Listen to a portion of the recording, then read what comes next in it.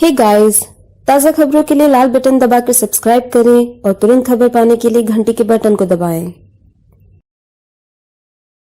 जलगांव की best gym apps की second anniversary के अवसर पर 1 ईयर मेंबरशिप के साथ personal training free. Apps gym, Khandesh central mall, Jalgaon.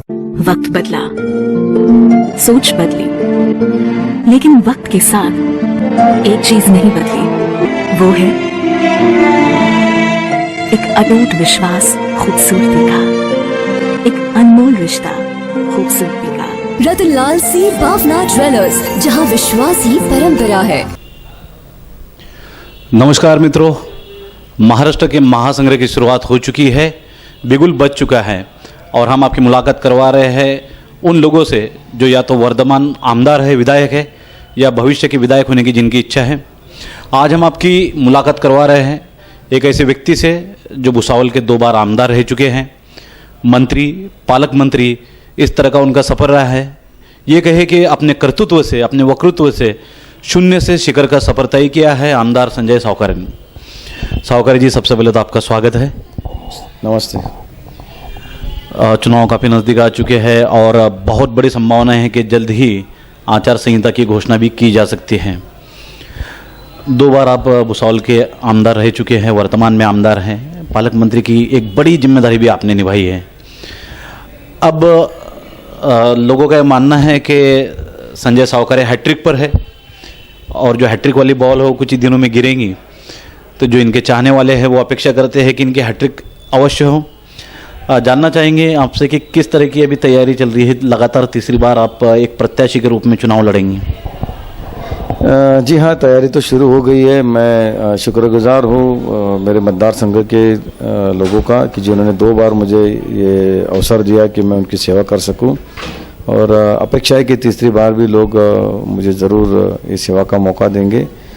जो जो लोगों ने अपेक्षाएं की है मैंने वो करने की कोशिश की है। मेरे मतदार संघ में जितनी बेसिक सुविधाएं हैं वो देने की मैंने कोशिश की है, शांतता प्रस्थापित की है, और इनका मेरे कामों को देख के, और आदरणीय मोदी जी है, आदरणीय देवेंद्र जी है, जो पक्ष काम जिस तरह से कर रहा है, उन्हें देख के मुझे उम्मीद है कि तीसरी बार भी ज़रूर मुझे इस बात का मौका मिलेगा।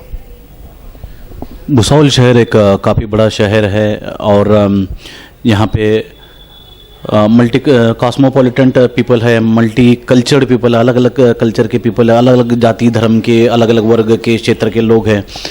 तो कई तरह की कठिनाइयाँ होती है, लेकिन उनको सभी को संभालते हुए एक जातीय सलोखा बना के रखना, उसमें भी विकास करना, इसमें कितनी कठिनाइयाँ अभी तक क्या आई है या आती हैं? बिल्कुल सही बात है। भुसावल एक कॉस्मोपॉलिटन शहर है जहाँ हर जाति धर्म का आदमी आपको भुसावल में मिलेगा, और लेकिन कोई कठिनाई आती नहीं है। सभी लोग बहुत अच्छे हैं, बड़े प्यार से रहते हैं। यहाँ से थोड़ा पॉलिटिकल इशू कभी कभी राजनीति की वजह से आ जाता है, जो लोग करते हैं राजनीति, लेकिन वो उसी हद तक रहते हैं। लोगों को भी पता चल जाता है इस बात का। ज़्यादातर लोग पढ़े लिखे होने की वजह से उन्हें इस बात का एहसास हो जाता है कि भाई ये सब राजनीति चल रही है। तो लोग आज विकास की राजकारण को लोग महत्व देते हैं। उन्हें गांव में अपने प्रोग्रेस चाहिए, शांतता चाहिए, दंगे झगड़े फसाद नहीं चाहिए, और अच्छे काम होने चाहिए। ये लोगों की अपेक्षा होती है, और हमारी कोशिश वही रहती है कि गांव में काम हो, शांतता रहे। अभी दिल्ली से लेकर दिल्ली तक के भारतीय जनता पार्टी की सत्ता है।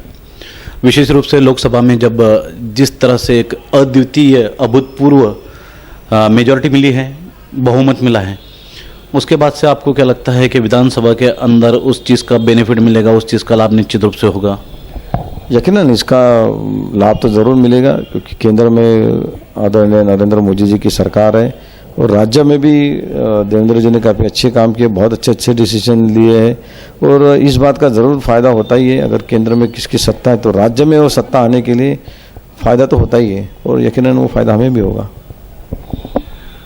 जिले तालुके का नेतृत्व करते समय एक समय खुशी भी होती है, अभिमान भी होता है कि आप नेतृत्व कर रहे हैं, इस तालुके को संभाल रहे हैं, इतने बड़े तालुके को।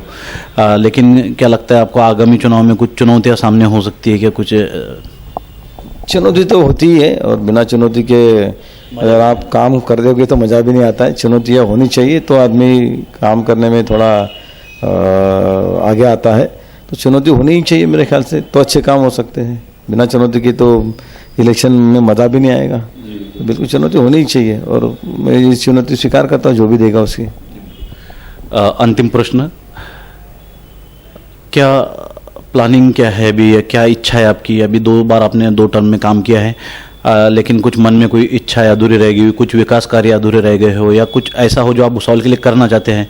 जब जनता जनार्दन अगर आपको तीसरी बार मौका देती है, जैसा कि हमने पहले भी कहा कि अगर आपकी हैट्रिक होती है, तो आपके मन में क्या इच्छा होगी कि मैं ये करना चाहता हूँ, मैं ये करूँगा, या मुझे ये करना चाहिए? पिछले 2 टर्म में बहुत सारे काम हमने ऑनलाइन लगा दिए हैं, कुछ उसमें से पेंडिंग है। मेरे ख्याल से आगे आने वाले साल में उसको कंप्लीट करने में फोकस रखेंगे।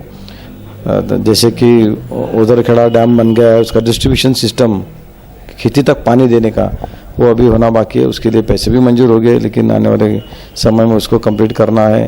एक पुलिस प्रशिक्षण केंद्र जो मंजूर हुआ था, उसको कैंसिल करके अभी SRPF का वहाँ कैंप मंजूर कर दिया गया है। आगे आने वाले समय में उसको भी डेवलप करना है। MIDC में हमने सब सुविधाएं दे दी है। अभी बिजली के लिए वहाँ स्पेशल सबस्टेशन बनाया है, सब रोड बना दिए, पानी दे दिए। अभी बहुत सारे छोटे छोटे इंडस्ट्रीज वहाँ शुरू हो गई है, लेकिन मेरा प्रयास रहेगा कि वहाँ कोई एक बड़ा एक इंडस्ट्रीज आ जाए कि जिसके माध्यम से और छोटे उद्योग उसमें से शुरू हो जाए। और इस बारे में आदरणीय नितिन गडकरी जी से मेरी बात भी हुई थी जब वो भुसावल में आए थे। तो जैसे ये इलेक्शन ख़त्म हो जाता है, मैं इस बात का प्रयास करूंगा कि उनके माध्यम से या कोई बड़ा प्रोजेक्ट आ जाए और बेरोजगार युवकों को काम मिले। बाकी जो भी कामें हैं, जैसे कि रास्ता है, हर गांव तक रास्ता हमने पहुंचाया है, पानी की स्कीमें बनाई है, ODA की स्कीम है, इंडिविजुअल गाँव की स्कीम है, खड़का, साके गाँव, कंडारी, इन गाँव की स्कीमें मंजूर हो गई है, कुछ के काम भी शुरू है। भुसावल में भी अमृत योजना का काम शुरू है, पूरे शहर में LED लाइट लगा दी गई है। अमृत योजना की वजह से थोड़ी दिक्कतें आ रही है शहर में, जो रास्ते खुद गए उसकी वजह से थोड़ी लोगों को तकलीफ हो रही है, इस बात का हमें ज़रूर एहसास है। लेकिन आने वाले दिनों में जब ये पाइपलाइन पूरी हो जाएगी तो सभी रास्तों के काम भी कर दिए जाएंगे। रास्ते के लिए पैसे आ चुके हैं, यहाँ पर सिर्फ गवर्नमेंट की परमिशन नहीं है कि जब तक कि आप पाइपलाइन करते नहीं हो रोड नहीं कर सकते, तो उसके लिए थोड़ी सी लोगों को परेशानी हो रही है। लेकिन कुल मिलाकर जो लोगों की बेसिक डिमांड होती है, अच्छे रास्ते, अच्छा पानी, लाइट मिले और आरोग्य की सुविधा हो, वो देने की कोशिश हम कर रहे हैं। जैसा कि मैंने आपसे कहा था कि अंतिम प्रश्न पूछ रहा हूँ मैं, इसलिए भी प्रश्न तो नहीं पूछूंगा, लेकिन एक बात आपसे जानना चाहता हूँ। जो लाखों दर्शक हमारे आपको देख रहे हैं, एक सर्वसाधारण फैमिली से एक युवक आगे आता है, एक विनम्र, मितभाषी, संयमी और सेवा प्रवृत्ति का एक युवक समाज में आगे आता है, सेवा क्षेत्र में काम करता है, फिर धीरे से पॉलिटिक्स के अंदर आता है, आमदार बनता है, 2 बार आमदार बनता है और शून्य से शिखर का सफर करता है, पालक मंत्री बन जाता है इस जिले का। तो वो कौन सी प्रेरणा रही? आप युवाओं को क्या संदेश देना चाहेंगे जो हमारे दर्शक देख रहे हैं कि अगर कोई व्यक्ति, कोई नौजवान संजय सावकारे बनना चाहता है तो उसके सामने क्या ध्येय होना चाहिए, क्या मेहनतें होना चाहिए?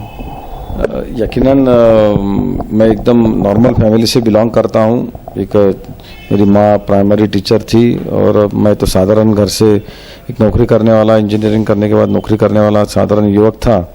राजनीति में आ गया, अपॉर्चुनिटी मिली सीट रिजर्व होने की वजह से। तो मेरी वजह से मैंने कोशिश यही की है कि मैं एक नॉर्मल आदमी होने की वजह से नॉर्मल आदमी की तकलीफ़ें क्या होती है वो इसका एहसास मुझे है। तो मैं वही कोशिश करता हूँ कि नॉर्मल आदमी को तकलीफ़ नहीं होनी चाहिए। वरना लोगों में एक तरह से पॉलिटिशियन के लिए एक अलग सा लोगों का सोच होता है कि पॉलिटिशियन बोले तो भ्रष्टाचार करने वाले, रुतबा दिखाने वाले, लोगों को गालियाँ गलौज करना, लोगों को धमकाना या अपना एक अलग अस्तित्व दिखाना। जबकि पॉलिटिशियंस को इस बात का एहसास होना चाहिए कि जिन लोगों ने चुन के दिया है उन्हीं की बदौलत वो इस पोस्ट पर पहुँचे हैं। तो मैं ये इस बात का खास करके ध्यान रखता हूँ कि लोगों ने मुझे यहाँ तक पहुँचाया है और जिन लोगों ने मुझे यहाँ तक पहुँचाया है मैं उनसे अलग नहीं हूँ, मैं सर्वसाधारण लोगों में से ही हूँ। तो यही मैंने कोशिश की कि मैं उन्हीं की तरह रहूँ, सर्वसाधारण लोगों के साथ में ही रहूँ, उनके जैसा ही रहूँ। और जो भी लोग इस फील्ड में आना चाहते हैं मैं उनको भी यही विनती करूँगा कि आना है तो सेवाभावी वृत्ति से आप इसमें आओ, न कि पैसे कमाने की एक चाह लेकर इसमें आना। वरना लोग ये सोच के आते हैं पॉलिटिक्स में कि पॉलिटिक्स में आने के बाद में अच्छे पैसे मिलेंगे, रुतबा मिलेगा। उस तरीके से अगर आप आना चाहते हैं तो फिर पॉलिटिक्स नहीं ज्वाइन करना चाहिए। पैसा कमाने के लिए, रुतबा कमाने के लिए और भी बहुत सारे फील्ड है। पैसा कमाने तो आप अच्छी इंडस्ट्रीज खोलो, वहाँ भी आपको पैसा मिल जाएगा, रुतबा भी मिल जाएगा। ये फील्ड ऐसा फील्ड है कि आपको लोगों को लेके चलना है, लोगों की भावनाओं को समझ के चलना है, और जिन्हें सही में ये सब कुछ करना है, मगर लोगों की भावना समझकर काम करना चाहते तो ज़रूर इसमें आए। धन्यवाद सावकरी जी, हमसे बातचीत करने के लिए। निश्चित रूप से कई युवा आपसे प्रेरित हुए होंगे ये सुनकर।